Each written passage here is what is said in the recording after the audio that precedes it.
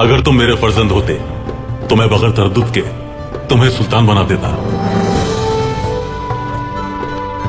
आपका साया सलामत रहे। तुम्हें अपनी वसीयत से आगाह करने का मकसद यह है कि जब मेरे बेटों के दरमियान तख्त हासिल करने के लिए जंग शुरू हो तो तुम्हें इल्म हो कि किस सफ में शामिल होना है। मेरे लिए सफ बिल्कुल वाज़ेह है सुल्तान। मैं बताना चाहता हूं कि यह बात मैं मुकम्मल सच्चाई से कह रहा हूं। मैं चाहता हूं कि वो दिन आए तो अंजाम की परवाह किए बगैर अपने सरदार आला के ज़ेरे कमान तमाम तुर्क कबाइल के साथ शहजादा किलिच अरसलान की सफ में शामिल हो जाना। अल्लाह हमें तख्त व ताज की इस जंग से महफूज रखे और इससे फायदा उठाने वाले दुश्मनों की शर से भी महफूज रखे सुल्तान। आमीन।